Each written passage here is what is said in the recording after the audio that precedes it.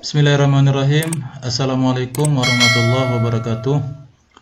Jumpa lagi teman-teman semua dengan My Diary 01 channel, yang pada video sebelumnya kita sudah membahas beberapa contoh soal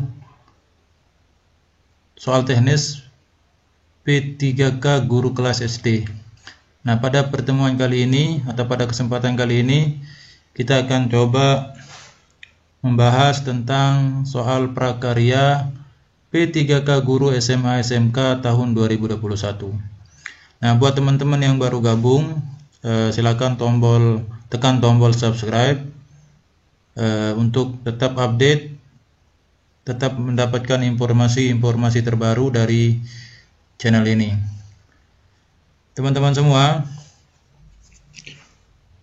mata pelajaran prakarya biasanya diajarkan di SMA atau SMK. Kalau di SD atau di SMP tidak ada mata pelajaran atau belum ada pelajaran prakarya. Baik, kita langsung saja ke soal yang pertama. Nomor 1, menyanyikan lagu Padamu Negeri merupakan penilaian titik-titik.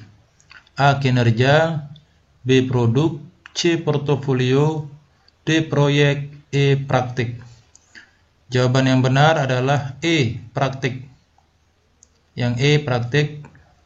Jadi penjelasannya adalah, pemahamannya adalah begini. Karena menyanyikan lagu Padamu Negeri merupakan kegiatan mempraktikkan keterampilan secara langsung yang bisa dilaksanakan pada penugasan pelajaran seni budaya. Jadi ini adalah alasan atau penjelasan kenapa jawabannya harus E, praktik.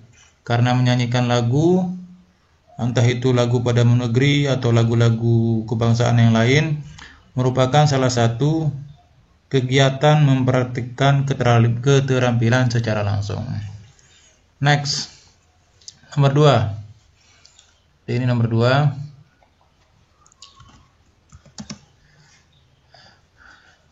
Peserta didik menyajikan laporan hasil pengamatan proses fotosintesis termasuk penilaian A. Kinerja, B. Produk, C. Portofolio, D. Proyek, E. Praktik. Jawaban yang benar adalah E. Praktik. Jadi penjelasannya adalah seperti ini teman-teman. Peserta didik menyajikan laporan sama artinya dengan mempresentasikan. Jadi menyajikan laporan tidak jauh beda atau sama dengan mempresentasikan.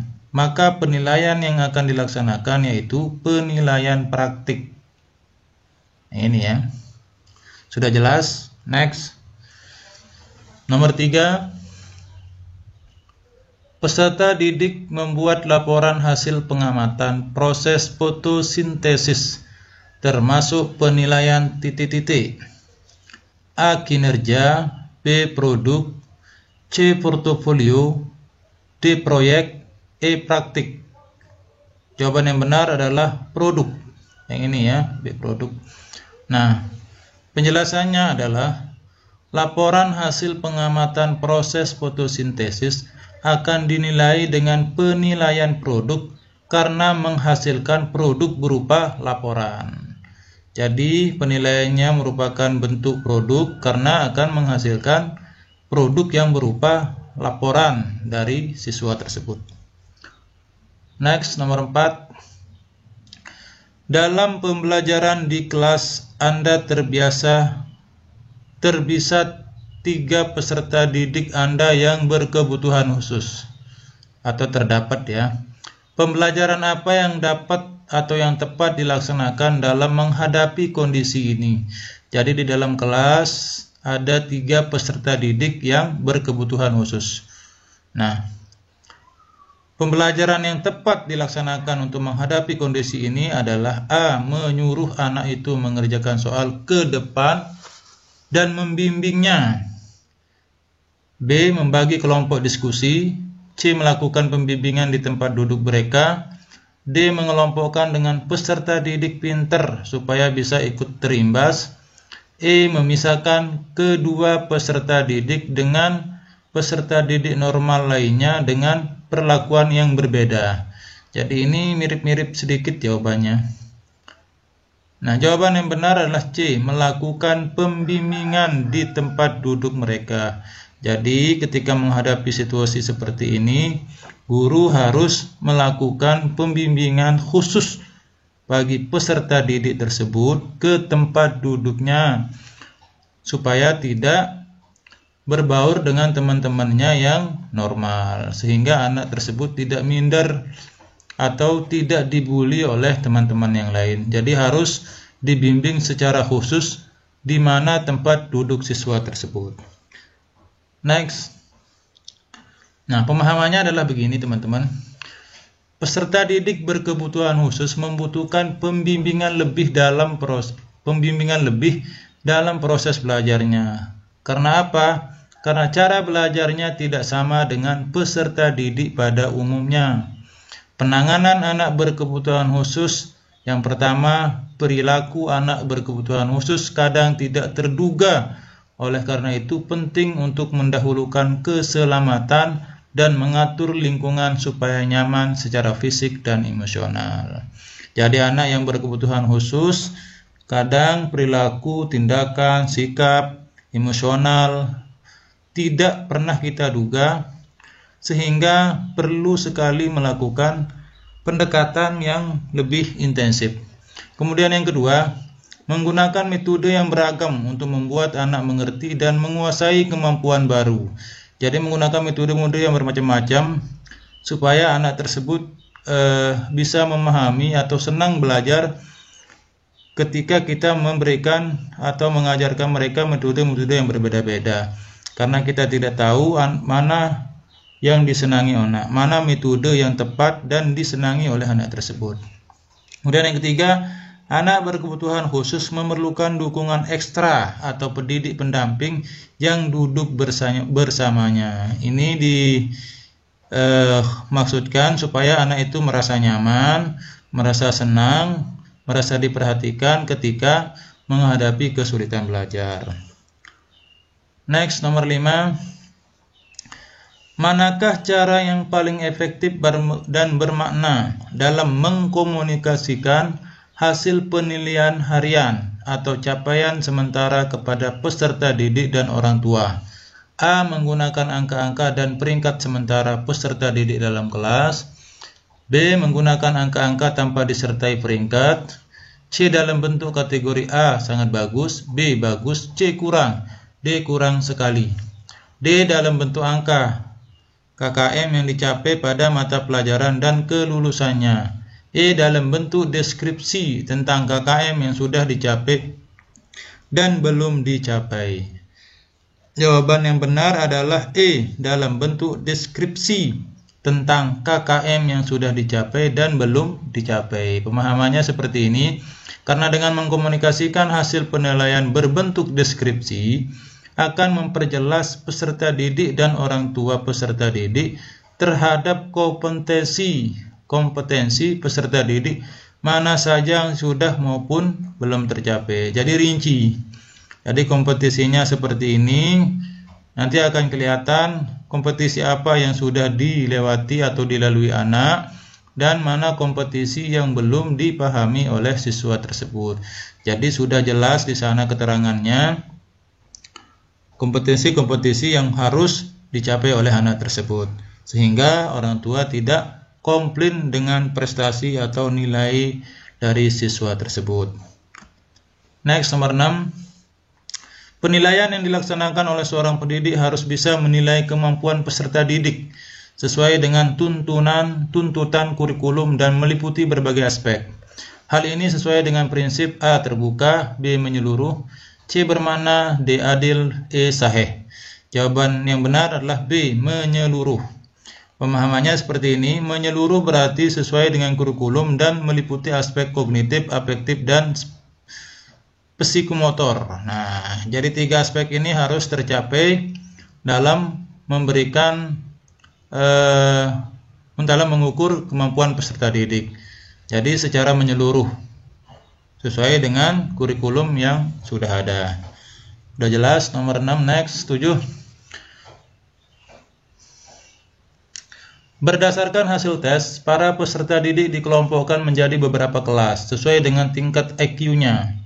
Dilihat dari fungsinya, maka tes tersebut termasuk pada jenis tes. Jadi ini yang menyesuaikan atau mengkelompokkan siswa berdasarkan tingkat IQ. A. Seleksi, B. Penempatan, C. Pretest posttest, D. Diagnostik, E. Pemahaman. Jawaban yang benar adalah penempatan. Penjelasannya, fungsi tes penempatan merupakan untuk menempatkan atau mengelompokkan peserta didik sesuai dengan tingkat kemampuan. Jadi, siswa dikelompokkan sesuai dengan tingkat kemampuan dari masing-masing siswa berdasarkan penilaian kelas sebelumnya. Next, nomor 8. Penilaian yang dilaksanakan oleh seorang pendidik harus didasarkan pada prosedur dan kriteria yang jelas, tidak dipengaruhi subjektivitas penilai. Hal ini sesuai dengan prinsip A. Terbuka, menyeluruh, B. Bermakna, D. Adil, E. Objektif. Jawaban yang benar adalah E. Objektif. Pemahamannya atau penjelasannya, penilaian yang dilaksanakan pendidik harus bersifat objektif atau tidak dipengaruhi oleh subjektivitas penilai. Jadi menilai siswa tidak ada efek atau tidak dipengaruhi oleh hubungan kekeluargaan, hubungan-hubungan yang lain, harus bersifat objektif. Next, nomor 9. Pak Budi merupakan seorang pendidik olahraga. Pagi ini dia akan mengadakan penilaian praktik berenang. Prinsip penilaian yang dilaksanakan merupakan A. Sahih, B. Objektif, C. Menyeluruh, D. Sistematis, E. Beracuan kriteria. Jawaban yang benar adalah A. Sahih.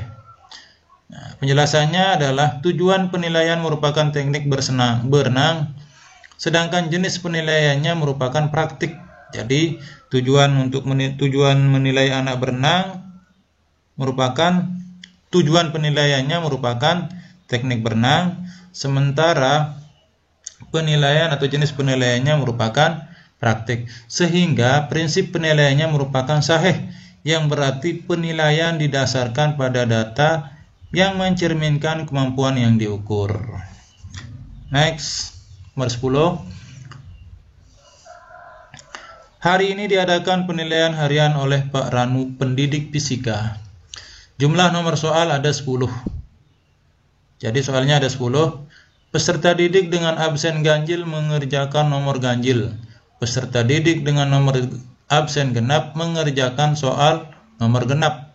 Yang dilaksanakan Pak Ranu tidak sesuai dengan prinsip penilaian. A. Adil, B. Objektif, C. Menyeluruh, D. Sistematis, E. Beracuan kriteria. Jadi penilaiannya seperti ini. Ada soal nomor 10, ada 10 soal di mana siswa yang nomor absennya ganjil mengerjakan soal yang ganjil dan siswa yang bernomor absen genap mengerjakan soal yang genap. Nah, prinsip penilaian yang tidak sesuai yang dilakukan oleh Pak Ranu adalah jawaban yang benar adalah adil. Jadi adil yang tidak sesuai, ya, Pak Ranu tidak sesuai dengan prinsip penilaian.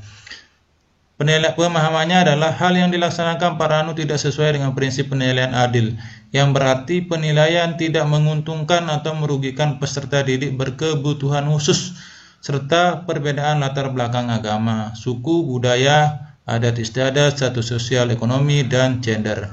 Jadi dengan melakukan penilaian seperti ini, Pak Budi atau Pak Ranu tidak mengakomodir siswa atau tidak membedakan siswa yang berkebutuhan khusus, siswa yang berlatar belakang agama, suku, dan budaya, karena dia memilih secara acak, secara umum siswa yang bernomor absen ganjil akan mengerjakan soal yang ganjil. Naik nomor 11. Dalam setiap kali penilaian, Pak Jaka selalu membuat rubrik penilaian yang berisi kriteria penilaian yang mencerminkan kompetensi yang akan dinilai. Hal ini sesuai dengan prinsip penilaian A. Sistematis, B. Beracuan kriteria, C. Menyeluruh, D. Sistematis, E. Akuntabel. Jawaban yang benar adalah E. Beracuan kriteria. Penjelasannya adalah penilaian berisi kriteria penilaian yang mencerminkan kompetensi yang dinilai merupakan prinsip penilaian beracuan kriteria. Jadi ini ya prinsipnya, yang berarti penilaian berdasarkan pada ukuran pencapaian kompetensi yang ditetapkan. Jadi kata kuncinya adalah penilaian yang mencerminkan kompetisi yang akan dinilai, sehingga jawaban yang benar adalah beracuan kriteria. Next, nomor 12.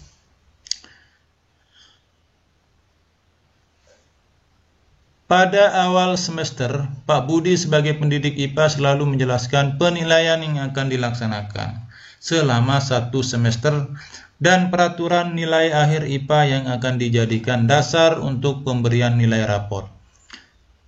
Hal ini artinya Pak Budi telah menerapkan prinsip penilaian A. Sistematis, B. Terbuka, C. Terpadu, D. Sistematis, E. Akuntabel. Jawaban yang benar adalah terbuka. Penjelasannya adalah Pak Budi telah menjelaskan semua jenis teknik, prosedur, dan pengolahan penilaian sampai penentuan akhir yang merupakan prinsip penilaian terbuka, yang berarti prosedur penilaian, kriteria penilaian, dan dasar pengambilan keputusan bisa diketahui oleh pihak yang berkepentingan. Jadi dengan mengumumkan kriteria penilaian untuk menentukan penilaian akhir, berarti Pak Budi sudah melakukan teknik atau menerapkan teknik penilaian terbuka karena bisa diketahui oleh objek yang akan dinilai. Sekian dan terima kasih. Terima kasih sudah menonton. Assalamualaikum warahmatullahi wabarakatuh.